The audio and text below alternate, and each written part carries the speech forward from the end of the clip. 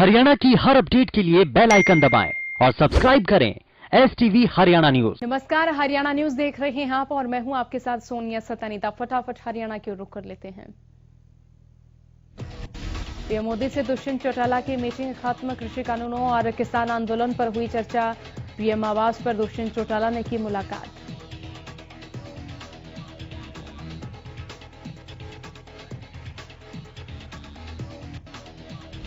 आज धूमधाम से मनाया जा रहा है लोहड़ी का पर्व। फसल की कटाई और बुआई के तौर पर मनाया जाता है ये पर्व। आज के दिन फसल की उन्नति की कामना करते हैं किसान।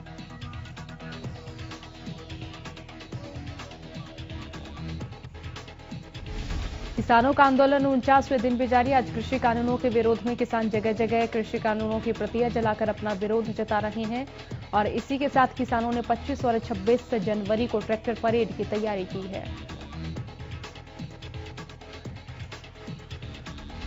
केंद्र सरकार की ओर से लाए गए तीनों कृषि कानूनों के अमल पर सुप्रीम कोर्ट ने रोक लगा दी है। चीफ जस्टिस की अगुवाई वाली बेंच ने इस मामले की सुनवाई करते हुए कानूनों पर रोक लगाई। साथ ही एक कमेटी का गठन कर दिया है जो कि सरकार और किसानों के बीच कानूनों पर जारी विवाद को समझेगी और सर्वोच्च अदालत को रिपोर्ट भेजेगी। केंद्र सरकार ने जिन 3 कृषि कानूनों को पास किया उसका लंबे वक्त से विरोध हो रहा था। दिल्ली की सीमाओं पर हजारों की संख्या में किसान आंदोलन कर रहे हैं और इसी के बाद मामला सुप्रीम कोर्ट के पास जा पहुंचा।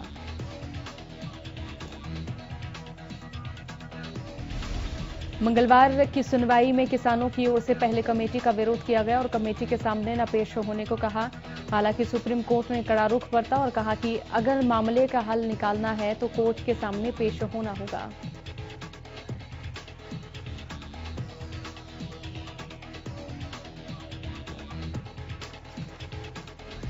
किसान संगठनों ने कमेटी को लेकर असहमति जताई है। किसान नेता राकेश टिकैत ने कहा कि देश के किसान कोर्ट के फैसले से निराश हैं। अशोक गुलाटी की अध्यक्षता में कमेटी ने सिफारिश की थी। गुलाटी ने ही कृषि कानूनों की सिफारिश की थी। यमुनानगर में किसानों ने कृषि कानूनों की कॉपियां जलाई। जगाधरी में हजारों किसान एकत्र हुए। सरकार से नए कृषि कानूनों को रद्द कराने की मांग पर किसान अड़े हुए हैं। कड़ाके की ठंड के बावजूद दिल्ली की सीमाओं पर किसान डटे हुए हैं। टीकरी बॉर्डर पर किसानों ने अर्धनग्न होकर प्रदर्शन किया। सरकार के खिलाफ जमकर नारेबाजी की।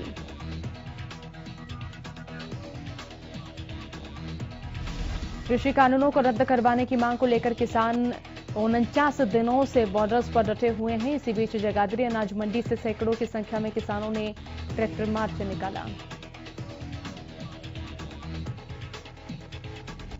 इस दौरान किसानों का कहना है कि बीजेपी के नेता उन्हें नकली किसान बता रहे हैं। उन्हें दिखाने के लिए शांतिपूर्ण तरीके से ट्रैक्टर मार्च निकाला है। वो असली किसान हैं और आज पूरा देश हमारे साथ है।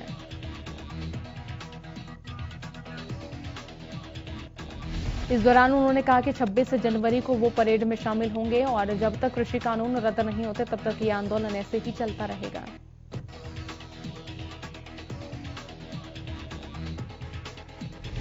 टीकरी बॉर्डर पर कबड्डी के खेल का आयोजन किया जा रहा है। इस दौरान किसानों को समर्थन देने के लिए हरियाणा, पंजाब समेत देश भर से 35 टीम इस प्रतियोगिता में हिस्सा लेंगी। भारतीय किसान यूनियन और हरियाणा पंजाब एकता मंच की ओर से सर्कल कबड्डी के खेल का आयोजन कराया जा रहा है।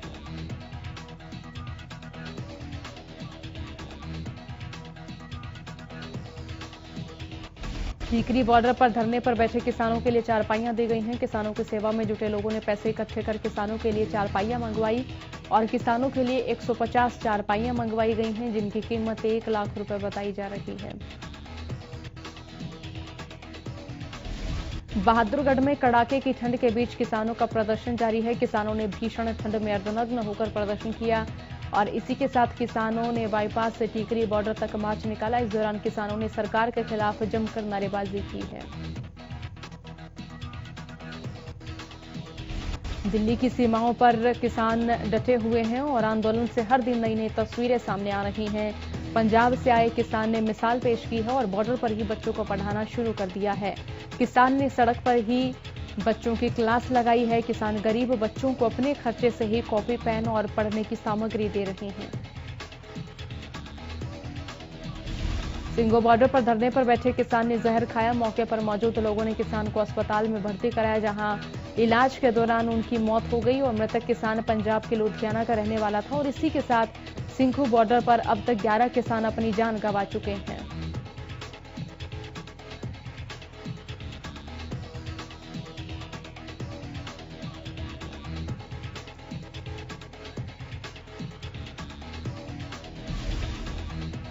कृषि कानूनों के खिलाफ चल रहे किसानों के आंदोलन और विरोध को देखते हुए केंद्र और प्रदेश सरकार पूरी तरह से अलर्ट मोड पर है। इसके लिए सरकार ने आगे की रणनीति भी तैयार कर ली है।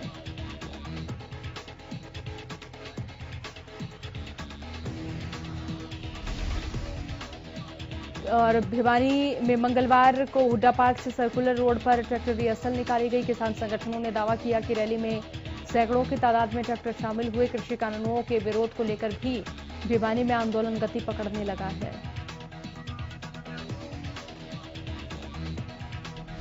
कृषि कानूनों को लेकर सरकार के साथ चल रहे गतिरोध के चलते किसानों ने पिहुआ में रिलायंस पेट्रोल पंप और रिलायंस ट्रेड शॉप को बंद करवा दिया।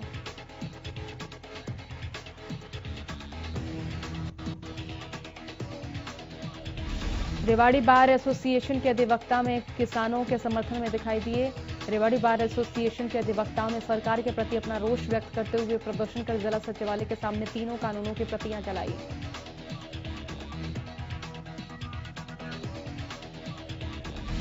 इस दौरान अधिवक्ताओं ने सरकार से मांग की कि ये कानून किसानों के हित में नहीं, जिन्हें सरकार जबरन थोपने की कोशिश कर रही है, जो बिल्कुल भी बर्दाश्त नहीं किया जाएगा। इसलिए इन कानूनों को तत्काल प्रभाव से निरस्त किया जाए।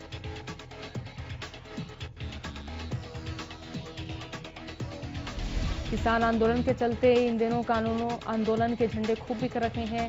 किसान संगठन से जुड़े लोग, युवा, हर कोई वाहनों पर झंडे लगाए नजर आता है। सिरसा में झंडे का काम करने वाले कुप्पू झंडे वाले का कहना है कि जब से किसान आंदोलन शुरू हुआ है तब से लेकर अब तक झंडे, स्टिकर, गमछे खूब बिक रहे हैं।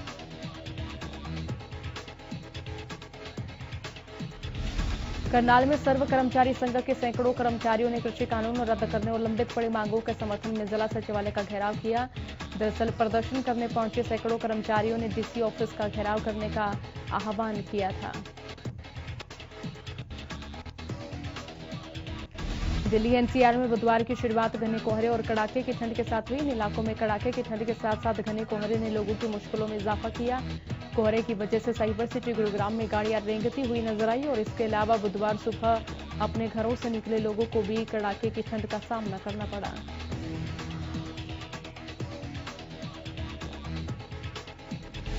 गुरुग्राम के बाद झज्जर में घने कोहरे और ठंड का यही आलम रहा। कोहरे की सफेद चादर लोगों के लिए किसी चुनौती से कम नहीं थी। इसके अलावा झज्जर के कई इलाकों में लोग खुद को कड़ाके की सर्दी से बचने के लिए लाव का सहारा सर्दी से बचाने के लिए लेते नजर आए।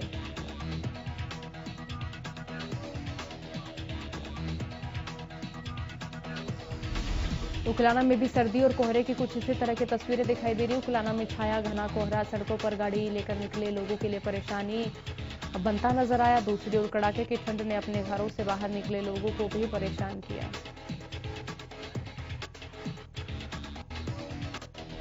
फरीदाबाद में भी लोहड़ी के दिन की शुरुआत घने कोहरे के साथ हुई। विजिबिलिटी कम होने से लोगों को परेशानियों का सामना करना पड़ा और हाड़ कपा देने वाली ठंड भी किसी चुनौती से कम नहीं रही।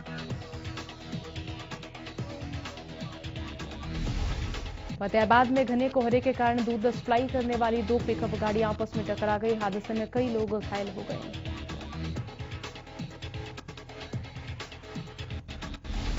प्रदेश में खेल कोटे से भर्ती 1518 कर्मचारियों को नौकरी से हटाए जाने को लेकर कर्मचारियों ने सरकार के खिलाफ रोष व्यक्त किया। सिरसा से भी करीब 200 कर्मचारियों को हटाया गया, जिससे नाराज कर्मचारियों ने सरकार के खिलाफ नारेबाजी की। हरियाणा खेल विकास एवं कल्याण समिति की ओर से खेल पुरस्कार विजेताओं का मानदेय बढ़ाने के लिए पंचकूला के पीडब्ल्यूडी रेस्ट हाउस में सम्मान समारोह आयोजन करा गया और समारोह में खिलाड़ियों ने मुख्यमंत्री को प्रशस्ति पत्र, गदा और शॉल भेंट किया।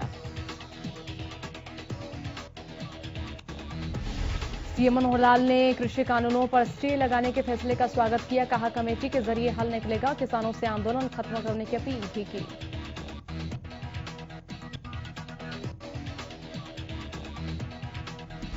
कृषि कानूनों पर सुप्रीम कोर्ट के स्टे के बाद प्रदेश के पूर्व सीएम भूपेंद्र सिंह हुड्डा ने कहा कि फिलहाल मैं कुछ नहीं कहूंगा, पहले कानून को पढ़ूंगा उसके बाद ही कुछ कहूंगा। साथ ही उन्होंने कहा कि सरकार को खुद ही कृषि कानूनों को वापस लेना चाहिए, ये कृषि कानून किसानों के पक्ष में नहीं है।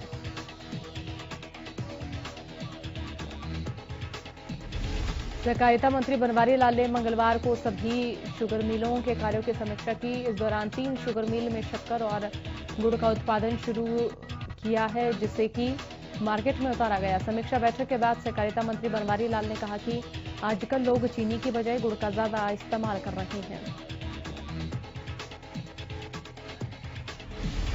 इनेलो नेता अभय चौटाला ने डिप्टी सीएम दुष्यंत चौटाला और दिग्विजय चौटाला को चुनौती दी। अभय चौटाला ने कहा कि दम है तो उनके खिलाफ ऐलनाबाद से विधानसभा का चुनाव लड़ने।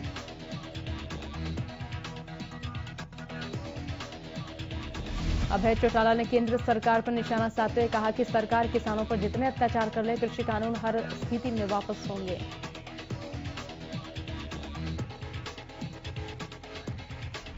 रेवाड़ी नगर परिषद चुनाव मामले में हाईकोर्ट ने नोटिस जारी किया। राज्य चुनाव आयुक्त समेत 3 अधिकारियों को कारण बताओ नोटिस जारी किया गया और हाईकोर्ट के आदेशों की अवमानना का आरोप इन पर लगा है।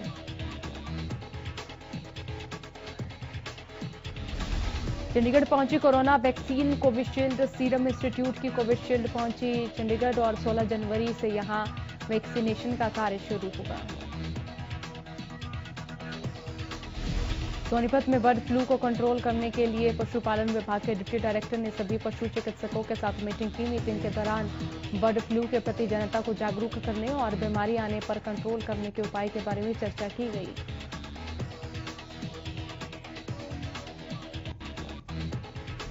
इस दौरान उन्होंने कहा कि सोनीपत में अभी तक इस बीमारी की कोई भी रिपोर्ट नहीं आई है, फिर भी जिले की हर पशु चिकित्सालय में RRT रैपिड रिस्पांस टीम का गठन कर दिया गया है।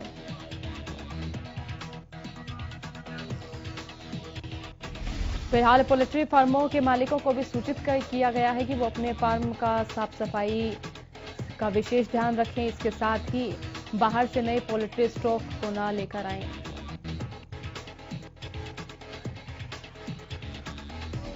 सोनीपत में गोहाना रोड बाईपास पर 24 करोड़ की लागत से बने ROB पर बड़ी दरार आई है। इसके साथ कई सवाल भी खड़े हो रहे हैं। जो जानकारी दे दे कि ROB का अभी तक उद्घाटन भी नहीं हुआ है।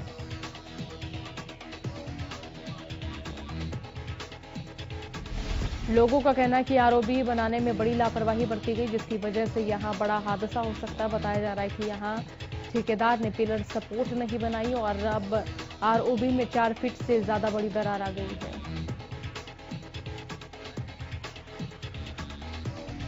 लगभग 1 किलोमीटर लंबे इस ROB में आधिकारिक रूप से आवागमन की अनुमति नहीं है। बावजूद इसके इस ROB से हर रोज हजारों वाहन गुजर रहे हैं। इस घटना के बाद स्थानीय लोगों में गुस्सा हो और ठेकेदार की कार्यशैली पर प्रश्न खड़े हो रहे हैं।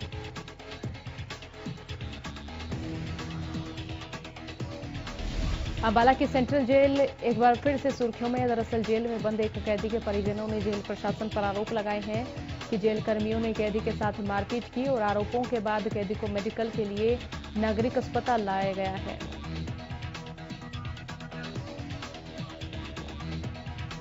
दूसरी ओर जेल प्रशासन ने आरोपों से इनकार करते हुए कहा है कि तलाशी के दौरान कैदी से मोबाइल चार्जर और सिम मिले थे।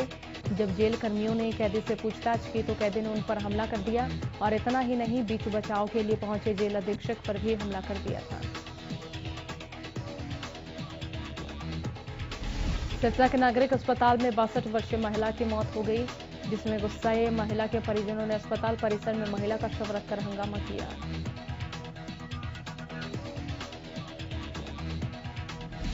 परिजनों ने अस्पताल के चिकित्सकों पर लापरवाही का आरोप लगाया। सूचना पाकर मौके पर पहुंची पुलिस ने मामला दर्ज कर जांच शुरू कर दी।